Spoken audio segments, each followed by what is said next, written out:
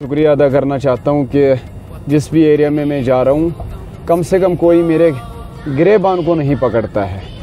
कम से कम कोई मुझे ये नहीं कहता कि जनाब आप चोर हो, आपने वो किया, आपने ये किया। हर कोई मुझे यही बोल रहा है कि जनाब आप नए निकले हो, आप हमारी कानूनशुनासी के डीडीसी मेंबर नहीं थे, फिर भी आपने हमें हेल्प किया। तो इस चीज़ का मैं शुक्रिया पहले अल्लाह ताला का करना चाहता हूँ कि सच में कोई ना कोई काम मैंने ऐसा किया जिससे मुझे मतलब एक फ़ायदा तो मिला है आज तक कि मैं जिसके पास जा रहा हूँ वहाँ से रिस्पॉन्स अच्छा मिल रहा है। और मेरी कैंपेन यही रहेगी, डोर टू डोर रहेगी। इससे बाहर मैं नहीं जाऊँगा जैसे ये लोग कर रहे हैं, झंडे वगैरह जल से यहाँ रैलियाँ कर रहे हैं। मैं नहीं करूँगा, मैं ऐसे ही डोर टू डोर हर किसी के गेट पे, हर किसी के दरवाजे पे जाऊँगा। क्योंकि मेरे पास पैसा तो है नहीं, मैं उन लोगों की तरह मैंने कोई लूट खसुट मचाया नहीं। मेरे पास 8 मरले ज़मीन थे, वो भी बेच दिए। इस टाइम भी बैंक का ही कर्ज़ है 7 लाख, ये 6,75,000। मैं यही कहना चाहता हूँ आपको, अगर आप ऑनलाइन अभी भी फार्म चेक करोगे सबके, तो शायद सबसे ज़्यादा कम जिसकी प्रॉपर्टी निकलेगी नंबर 1 पे जम्मू कश्मीर में आपका रियाज़ मानीगाम निकलेगा, जिसके पास कोई प्रॉपर्टी नहीं है। नील नील नील नील दिखेगा आपको मेरे एफिडेविट में। और ये रियलिटी है, इसमें छुपाने वाली कोई बात है नहीं, ना शर्मिंदा होने वाली बात है। अब मेरे अवाम के हाथ में है, क्या आज वो मौका देंगे अपने गरीब भाई को, गरीब लड़के को? इसीलिए मैं दर दर पे जा रहा हूँ, हर दरवाज़े पे, हर किसी के पास, हर बहन के पास, हर भाई के पास, हर बुज़ुर्ग के पास। किसी को मैं ये नहीं कह रहा हूँ कि मतलब जी वहाँ पर आइए, वो जैसे उन्होंने बिचौले रखे हुए हैं। मैंने देखा एक पार्टी ने वो ब्लॉक की ठेकेदार बरादरी साथ रखी हुई है, दूसरी पार्टी ने आरएनबी की ठेकेदार बरादरी साथ रखी हुई है, तीसरी पार्टी ने पीएचई की ठेकेदार बरादरी साथ रखी हुई है। उन्होंने क्यों रखे वो? कि कल को वो उनको टेंडर दे, वो लूट खसूट मचा देंगे। लेकिन रियाज़ मानीगाम के साथ कोई ठेकेदार बरादरी नहीं है, या तो कोई सोशल एक्टिविस्ट है या कोई आम इंसान है। वही 10-12 लोग या 20 लोग मेरे साथ होते हैं और हर दरवाज़े पे जाते हैं हम। और हर कोई माँ आंसू बहा के कहती हैं कि रियाज़ साहब आपकी माँ, क्या हुआ आपकी माँ नहीं है, हम आपकी माँ हैं। तो हर जगह से मुझे रिस्पॉन्स अच्छा मिला, जिससे मेरा दिल खुश हुआ। और आज मुझे लग रहा है इंशाअल्लाह रहमान दिवसर असम्बली सीट का ताज हमारे सर पे होगा। और दिवसर के लोग मेरे साथ है, दिवसर की माएँ बहनें बुज़ुर्ग मेरे साथ हैं।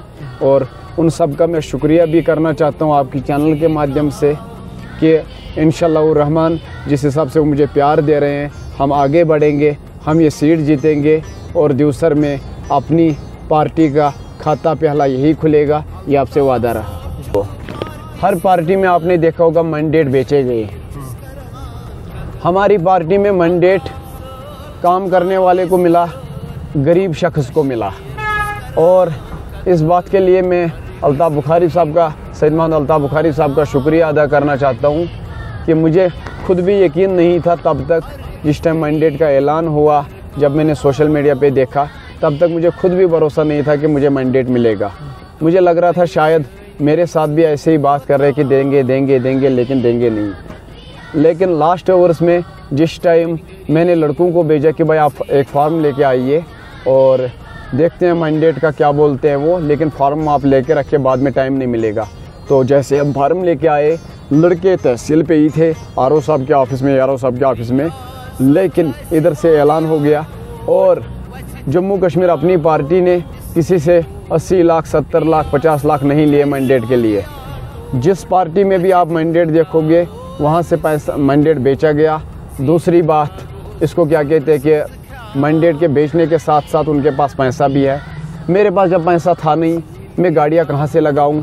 मेरे पास तो कुछ बेचने को भी नहीं था। 8 मरले ज़मीन थे, वो बेच दिए। घर भी है नहीं, मैं तो वो वही रेंटेड हूँ मीर बाज़ार में। अब दिवसर के लोगों को ये सोचना है कि ये गरीब लड़का जो खिदमत खलकुला करना चाहता है, जिसने की भी है, आज हम इसको वोट दे, या आज हम फिर उन्हीं लोगों को दे जिन्होंने कब्ज़ा कर रखा है इस सीट पे, जिन्होंने इसको वरासती सीट समझ रखा है। अगर मैं अब बूढ़ा हो जाऊं तो मेरे बेटे को दे दो, अगर मेरा बेटा बूढ़ा हो जाए तो उसके बेटे को दे दूं। तो इस चीज़ के लिए मैं यही बात कहूँगा कि रियाज़ मानीगाम ऐसे ही चलेगा।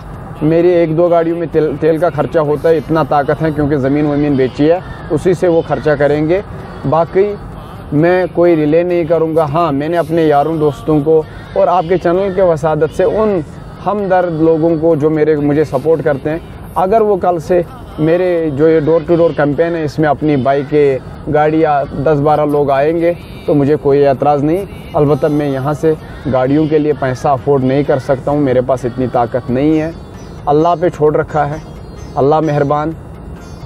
अगर मेरा अल्लाह चाहे तो इंशाल्लाह देवसर का ताज मेरे सर पे होगा, अगर मेरा अल्लाह नहीं चाहे तो देवसर का ताज शायद किसी और के सर पे होगा।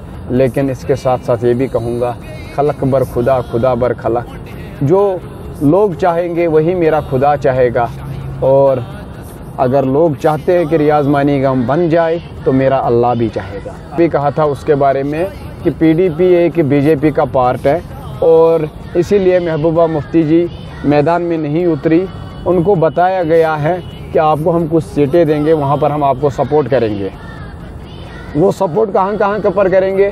देवसर में वो मोहम्मद सरताज मदनी साहब को जिताना चाहते हैं क्योंकि वो BJP का CM लाना चाहते हैं, और इसके बाद इलेक्शन के बाद उनकी कोalition होगी, इसलिए उनका CM कैंडिडेट मैदान में नहीं। आपने भी देखा, मैं आपके साथ था लामड़ में और ब्रेनल में, मुझे एक व्यक्ति मिला, बोला कि जनाब मैं BJP पार्टी से हूँ, लेकिन हमारी पार्टी से अभी आपकी तरफ कोई सिग्नल नहीं आई। मैंने उनको कहा कि आपकी पार्टी की सिग्नल हमारी तरफ आएगी भी नहीं, क्योंकि इस बार BJP जो NDA का पार्ट थे हम नहीं हैं, हमसे गलती हुई, और ना हम किसी तरह NDA का पार्ट बनेंगे। हाँ, आपकी PDP आपकी पार्ट है, तो उन्होंने वहाँ से यस कर दिया कि हमें ऊपर से हिदायत मिली कि PDP को सपोर्ट करो। ब्रेनल में आपके आंखों के सामने उस बंदे ने कहा, मुझे उसका नाम नहीं पता, लेकिन BJP वर्कर था।